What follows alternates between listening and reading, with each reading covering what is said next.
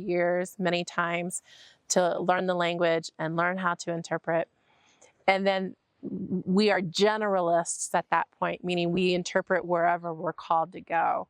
But after many years of doing that, we typically find our sweet spot. They study for only 6 months and they're done.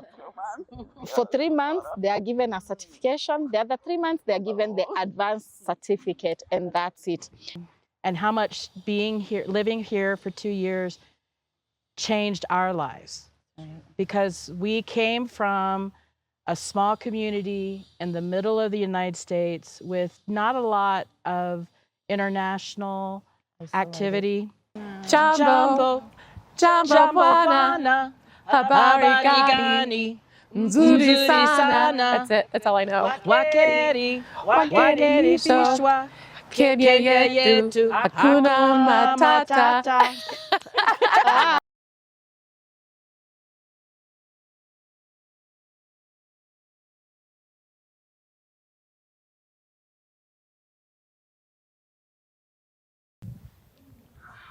Hello, my good viewers. Welcome to The Voice Show. I am your host, Videlis Njoki, and this is my sign name. The Voice Show is always aired every Friday at 8 p.m. And we always have a repeat every Sunday at the same time, 8 p.m. Today, I have very good and amazing and very beautiful ladies seated on my side. And I want to start from my side. Please introduce yourself. Maybe you can share a little bit about your history, how you grew up. Yeah. Yes, of course. Thank you for inviting us here today. My name is Rebecca Bahan, and I'm from the United States of America. And there in the US, I have worked as an American Sign Language interpreter for almost 30 years. And I will say, though, that I have a personal connection here to Kenya. Back in the early 1980s, I lived here for a couple of years as a young girl. My father was a professor at the University of Nairobi back then. And I have with me my two sisters. Now you can also introduce yourself. Okay. My name is Donna Sipe, and I am Rebecca's oldest sister. So in the United States, I am an attorney for Child Services Protection Agency. We lived here for 2 years. I finished high school here in Kenya at Rift Valley Academy. So I have a lot of very good memories of my time in Kenya and what I learned here. My name is Sherry Massengale, and I also spent 2 years. I went to Roslyn Academy here in Nairobi, same as Rebecca, and then I also spent a year with Donna at Rift Valley Academy in Kijabe. And I'm just happy to be here. I am the lesser older sister, but just happy to tag along and have a good time with this interview. It's such an honor to be here. Wow, that is so interesting. I've heard Rebecca just said your dad was a professor. So it means that you're not new in Kenya and also in the African culture. I've also seen your sister Dana has said she's an Antony. And I'm so proud of that. So now when you talk about child protection, do you have any experience where you have interacted with the deaf person in cases related with the child custody? And I had a case last year where the child was deaf. There was domestic violence in the home, but also the parents were not learning sign themselves, and they weren't ensuring that she went to the deaf school every day. I was very concerned that no one in her family was learning sign language. I knew more sign language than her parents did. Mm. And so I had to teach my coworkers that we needed to be very concerned. This deaf girl was being raised with no way to communicate with her parents, with her family. Mm. Her siblings signed a little bit. And so I was also concerned about them because they were being used by their parents as interpreters. Mm. Because the parents were not learning. Mm.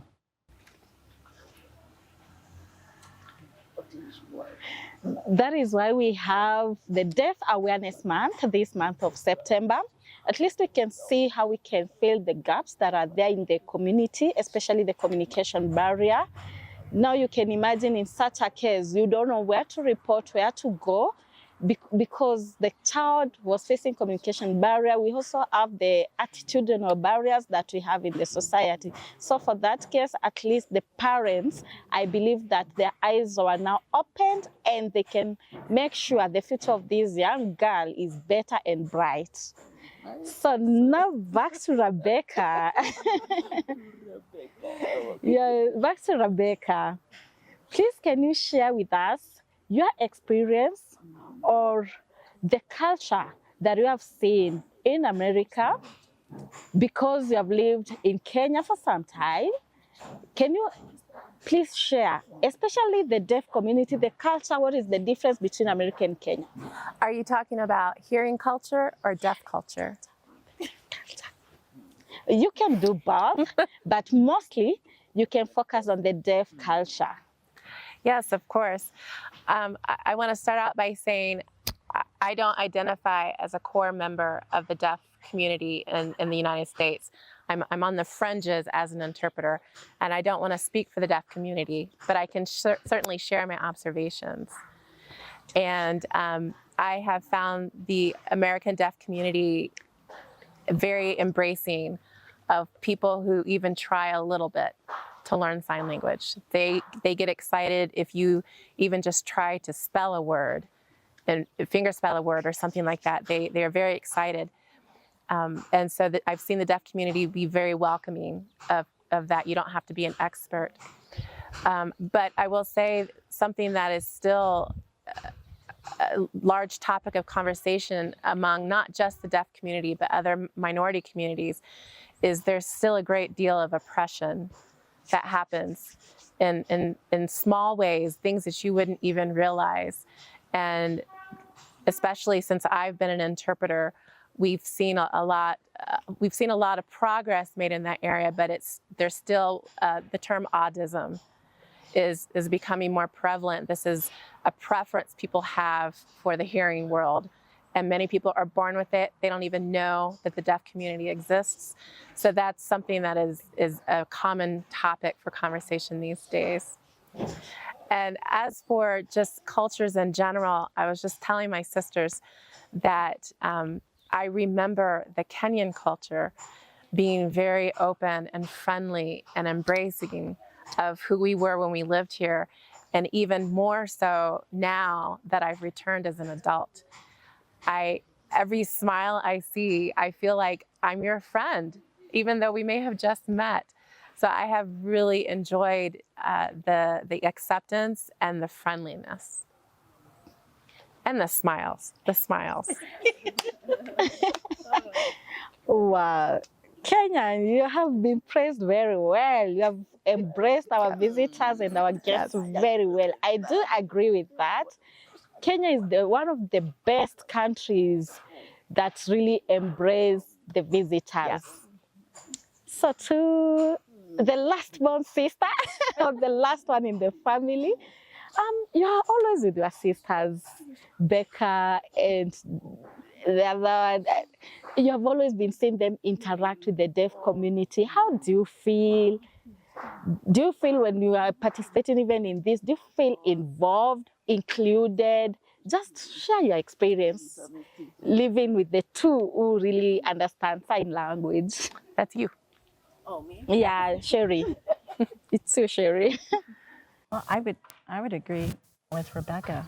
Very, very included, very helpful with learning the signs and learning Swahili. And even though I feel like I should know more than I do because I lived here for 2 years, and I think I was the only one to take Swahili in school. Is that right? When we lived Yeah. So I was the only one to take it in school, and I feel like I know less than these two. And of course, I have less sign language in my background. Do you mind? Do you mind? So Sherry, when we worked at Luna together, there were several deaf people that you met while we were there. Some employees who were deaf, and then you met some of my friends, and you were exposed to American Sign Language and a little bit of deaf culture. Then how was that for you? How was that experience?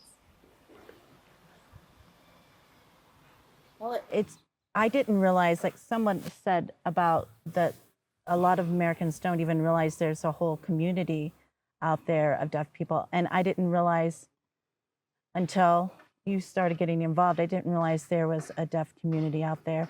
And I didn't realize that it's almost like another, would you say it's another culture? Okay, it's even another culture. So getting to know the people at Luna and seeing how interpreting was being done, and that there was a whole silent world going on around me that I hadn't even been aware of before. I mean, it was exciting and a little intimidating because being hearing, I didn't understand that, but it was wonderful being exposed to people and different ways that they grew up, and the struggles that the deaf community have are real. Some of them we share, some of them we don't. And it seemed like their problems were just made even more severe because of their deafness. But would they call it, I don't know if they would call it in America a disability. Would they call deafness, the deaf community, would they call it a disability? Am I getting into some? But a lot of them would feel like it was a privilege to be part of the hearing community and might not like the word disability as if it was lesser, as if they were a lesser person. And I don't think anybody here would agree that it's of lesser value. In fact, it's just a richness that I had not even been aware of until I worked at Luna. Wow, that's interesting. That's amazing. Especially in the area that you talked about, inequality.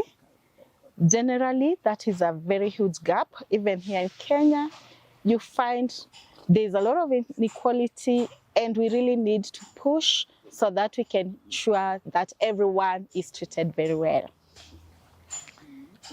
Now let's get back to Becca. Today you're on the hot seat. So Becca, can you please share, or we would like you to share your journey when you joined the deaf community as a sign language interpreter? Can you share how your journey has been? Because now we can see that you have been working as an interpreter in America, you have seen the systems in America, how they work, and now you have also interacted with the Kenyan systems. Anytime you come to Kenya, I've seen you have always been having some programs with the interpreters and also with the deaf people. Can you kindly share how is the experience in interpretation if you compare the two, Kenya and America? Yes, of course. Thank you for asking. I started learning American Sign Language, ASL. I was already an adult. I was already married. But I became fascinated with it. My sister invited me to take a class with her, and I was fascinated with it. I could not get enough of learning ASL, and I made deaf friends, and I spent a lot of time in the local deaf community. And the town where I live at one point had a lot of car manufacturers, a lot of car factories, and they would employ deaf people there because the noise didn't bother them. And so it was very common for the deaf people to move to that area for employment. And so I was able to, this was 30 years ago, I was able to meet several of the deaf people that worked for those factories. And they embraced me, they pulled me in, and they had a lot of patience with me as I tried my best to learn and to pick up American Sign Language. And from there, I got involved in deaf ministry at our church. And I was very involved with that for many years. And through that process, I started interpreting. And I started out interpreting for a preschooler, a young primary school student who is deaf. And then after that, as my sign language skills grew, I worked with older and older people. So I started with a primary school student because that was where my sign level was. And then I worked with a high school student. And then I worked with a college student. Now I work with adults. And it has, one thing I've always said about my work is, first of all, my work doesn't feel like work. It's a passion. It's an area of interest for me. And I know that not everybody can say that. So I feel very grateful that I have that opportunity to say that work is fun. I enjoy it. I fall in love with it every day. And being an American Sign Language interpreter has always blessed my family. It has always benefited my family through work, through connections, through experiences, through relationships. It just has become such a critical part of my life in the last 30 years that I've been doing it. And when I started to become an interpreter was when the Americans with Disabilities Act came into play in the United States. And this is still the primary law that supports the hiring and use of American Sign Language interpreters for our deaf community. And it includes other disabilities as well, but for our purposes, it's what forces certain businesses and organizations to hire interpreters for the deaf community.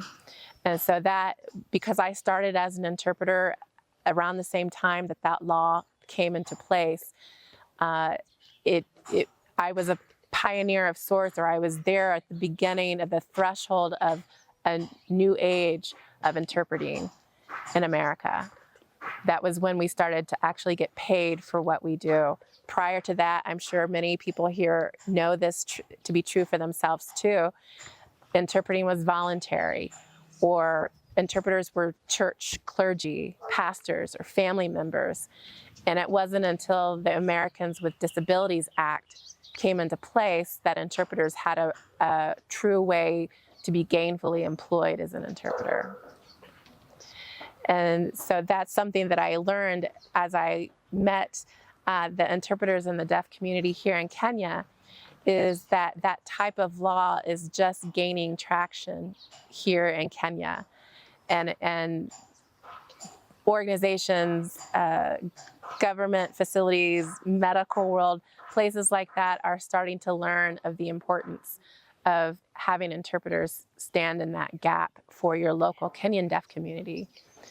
And even in just the short time that I have met and worked with deaf people here and met and worked with Kenyan Sign Language interpreters here, I can see what a big progressive move this is for the deaf community. And I'm so excited to be seeing that from the outside looking in. I just think it's amazing. And the hard work of the people that I've met that they've put into getting the laws and the policies passed here to support the deaf community in Kenya, it just has been a privilege all the way around. 30 years in interpretation, we really need to applaud you for that. That's such an amazing experience. That's a very long journey. Because as you can see, sometimes we say, if you're passionate with something, you cannot just control it and you cannot negotiate because you got your influence from your elder sister and you felt this thing was so much interesting and you really needed to stay in that field. Whether you are being paid or Yes. whether it was a volunteer work, you just decided this was the passion that was really pushing you. Yes. So that is why for all those years, you have really even seen the acts in America that pushed for you to even get employment and all that. So we are going to take a short break and then we are going to come back with these amazing stories from my panelist over here. Thank you.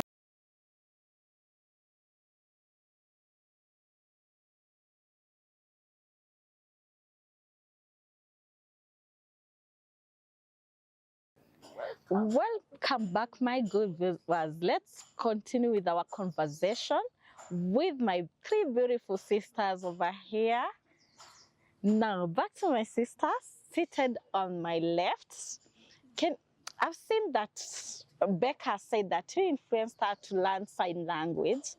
Can you share your experience, especially in the sign language field? How are you so far? Do you still practice sign language? Okay, so when I was growing up, there was a series of books about famous Americans, and most of them were men, and I wasn't that interested. But a few of them were women, and one of them was a very famous deaf and blind woman named Helen Keller. Mm. And I loved to read the story of her life and how she learned to communicate. And in the back of that book, they had the manual alphabet, A, B, C, D, E, F. So I learned it there. Then, as I grew up, I was always a little interested. And finally, in about, I think maybe 1993 or 94, Becca was working at a hospital, and the hospital had different classes in the community. And I learned there was going to be an ASL class, and we sort of convinced each other to go. I've been interested for many years. It was a little embarrassing actually because it turned out that my baby sister has incredible gifts Mm. and skills, Yes. and I'm just a little interested. So she quickly moved past me, but then we both had a partner in joining events in deaf culture. So we both worked in the deaf ministry in our church. We would go to deaf events together.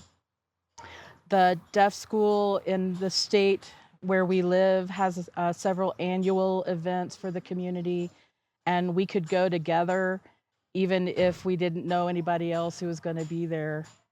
And through those immersion experiences in the culture, we both learned a lot more.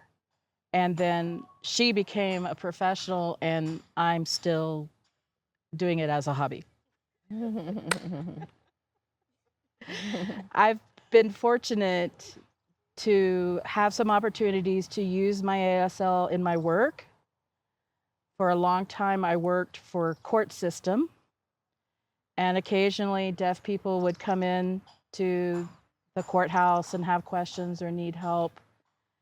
And you could call an interpreter, but it was always easier for the staff to come and get me. So is that what you wanted to hear?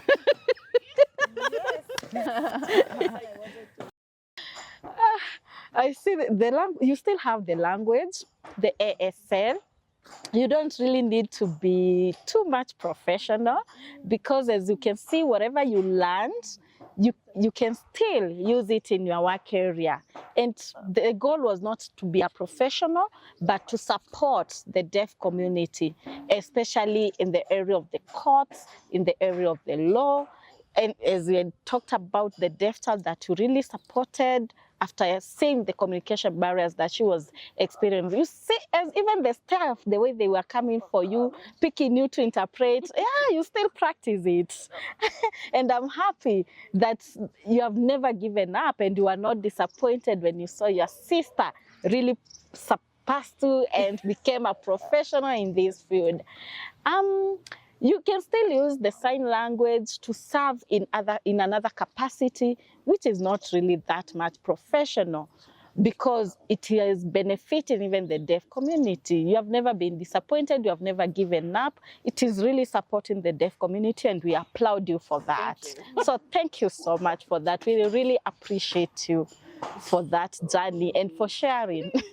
So back to you, Rebecca.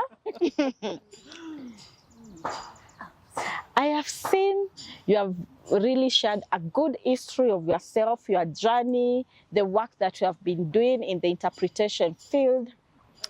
And I believe in America, the system, the support is immense. Even the policies, they are very good, especially when it comes to the professionalism and the skills in sign language interpretation. Because I believe in America, it's not just waking up one day and becoming a sign language interpreter just the same way we see it here in Kenya. I believe you have specializations in education, in health, in sports, in different areas of work. So I just wanted you to maybe, do you have some good policies in America that really support or protect the interpreters, especially in their professionalism? And here in Kenya, what can we use to, or what can we embrace so that we can avoid the conflict of interest with the deaf community and the interpreters? Great questions. I could talk about it all day, but I won't. I'll be brief. So as I mentioned, the Americans with Disabilities Act is a federal law, and there are limitations around it, but basically organizations, universities of a particular size are forced legally, if you will, to provide interpreting services, or what they call in the law a reasonable accommodation.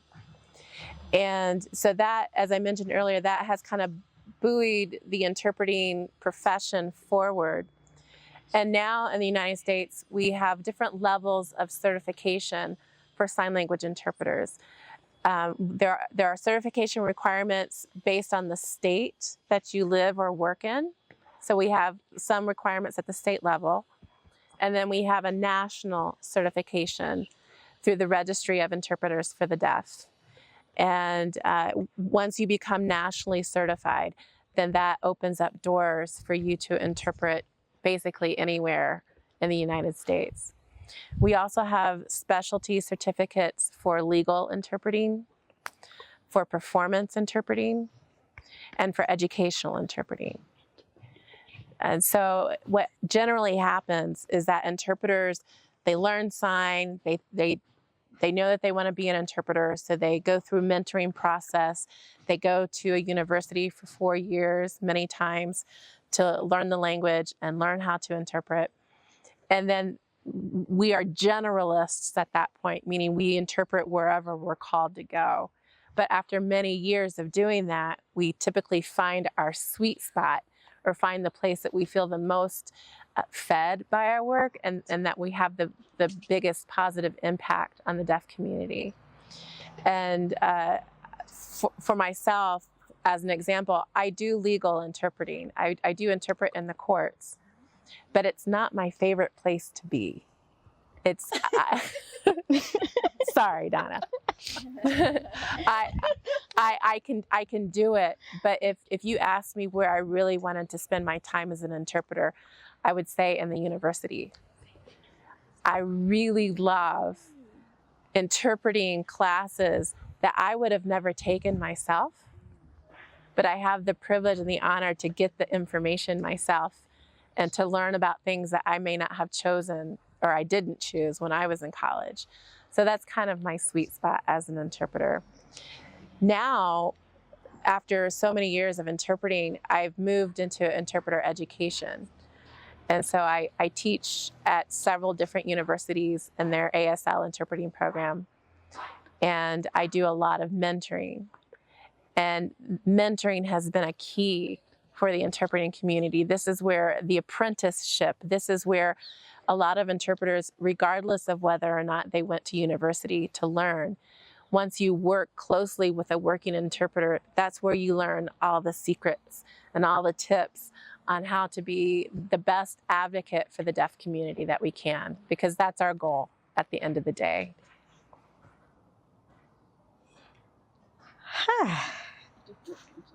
That's amazing, because I've seen how you have been working to become even certified for 4 years, how you studied for 4 good years to become certified sign language interpreter. That is such a long journey. Here in Kenya, they study for only 6 months and they're done. For 3 months, they are given a certification. The other 3 months, they are given the advanced certificate, and that's it. And that's why we have said in Kenya, we have so many gaps, and we really need to change what is happening in Kenya so that people cannot be taken advantage of. They can get all the skills. So we still have a lot to do here in Kenya.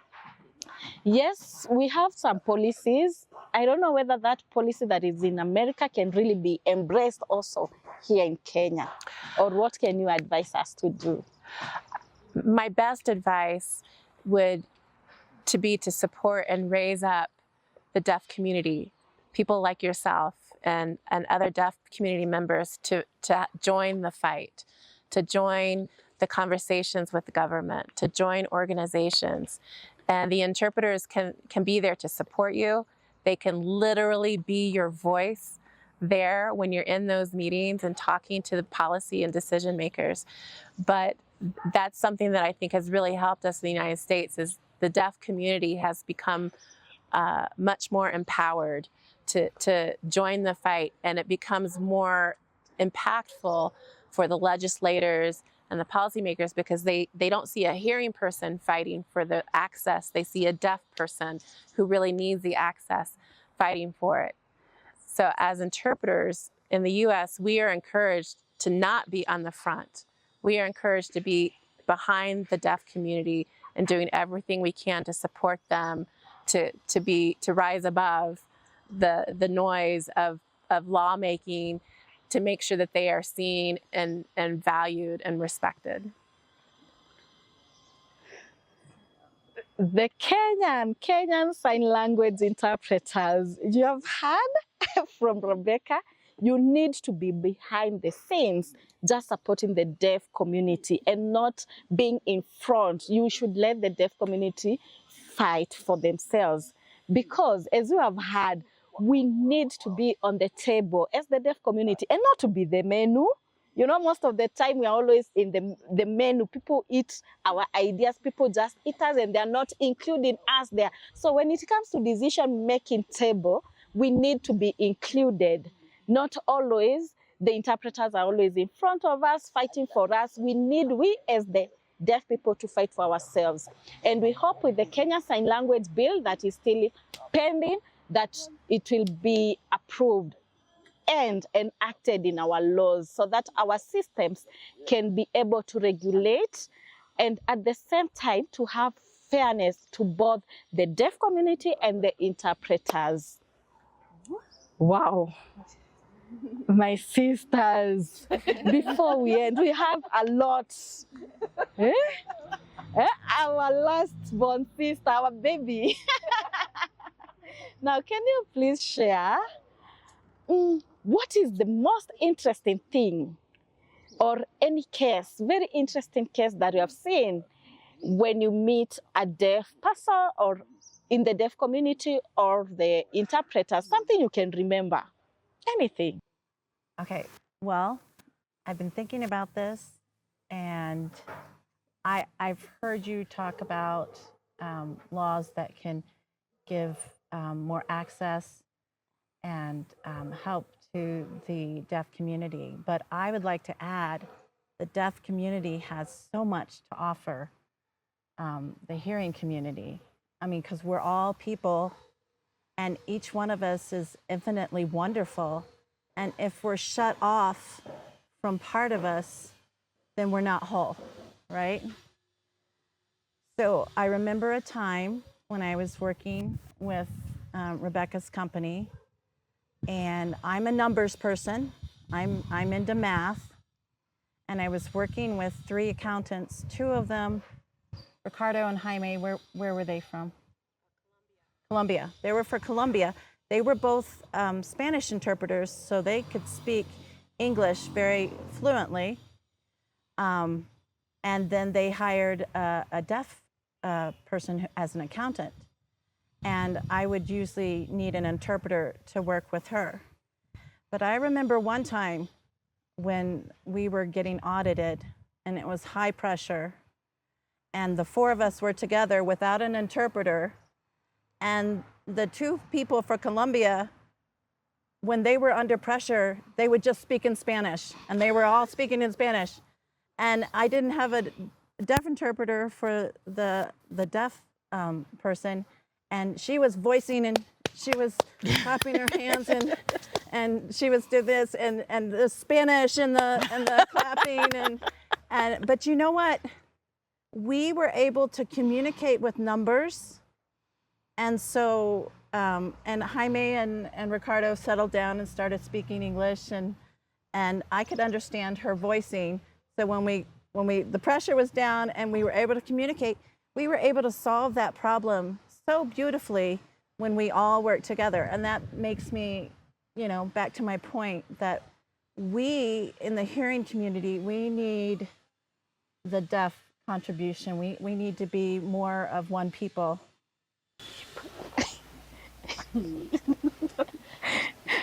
That is a sad story. At the same time, it's a funny story.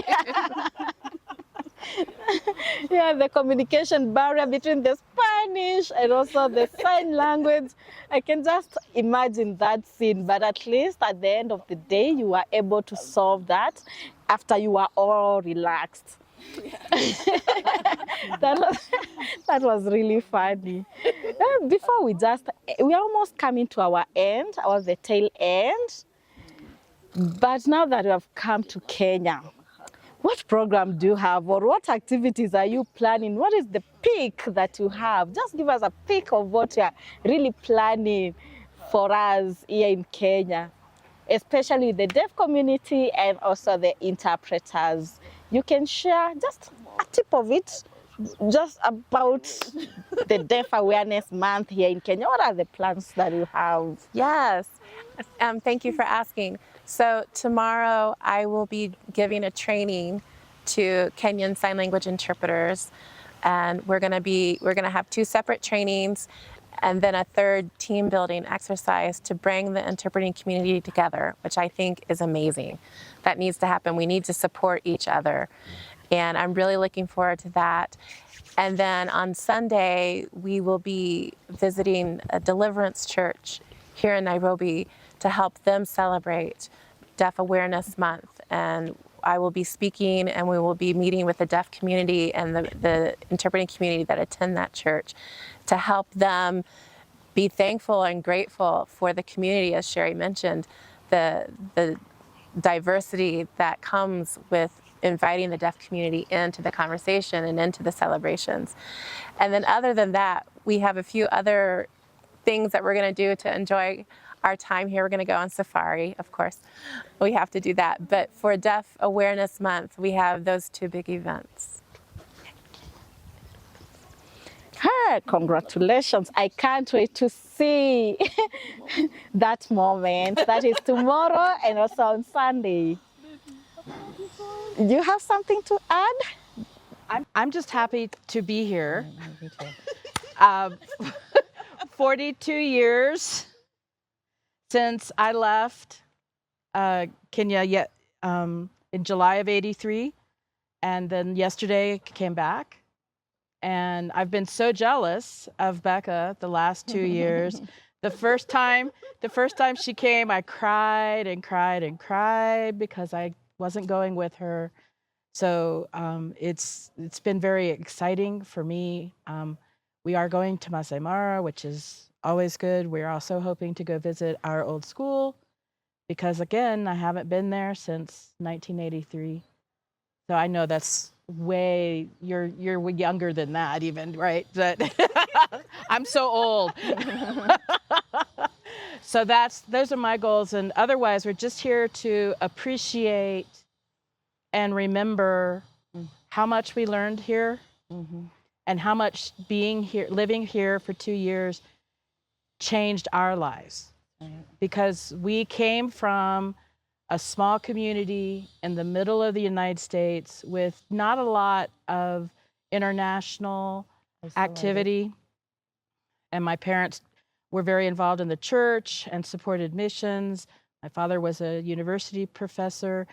But living here broadened our lives in ways that are just really hard to describe. Absolutely. And I think it built the framework, the foundation for what we have done as adults because our boundaries were so expanded when we lived here.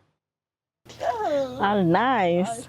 I hope the team building and also the activities that you are going to have you will enjoy your stay here in Kenya. And karibuni Kenya sana. Do you have parting shots? I do. I think it's wonderful to be around interpreters that can understand the sign language because then Rebecca and Donna can't talk about me without me. Then I can ask you what they're saying. So there you go. No, and I would agree with Donna. It's wonderful to be reminded of where we had been, and that there's so many other people in the world, and together we can just enrich each other and enjoy each other. Add one short thing. Yes. Our father passed away 2 years ago. And he was the reason we were here 40 years ago. And so coming here is a tribute, an honor to our father and the work that he did to open our world to Kenya and to everything and to every way it has impacted us since then. And we were able to bring some ashes with us that we plan to spread while we're here, just again out of respect and out of memory of our father who gave us this opportunity. My condolences to you. May he rest in peace. And we believe the legacy that your dad left here, we can see it in the three of you. We can see it. And it's going to create a great impact to our society and to the Kenyan society. May his soul rest in peace. And remember, we have a final song, a Kenyan song. Jambo Kenya. And you do it as you sign those who can do some language. I can only remember the first line. It's okay, just the You first ready? line. Yes. Jambo, jambo bwana, habari gani, nzuri sana. That's it. That's all I know. Wakeri, wakeri bishwa, Kenya yetu, hakuna matata. Interesting.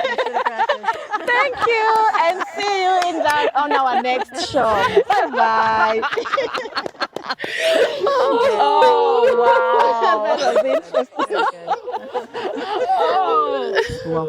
Thank you.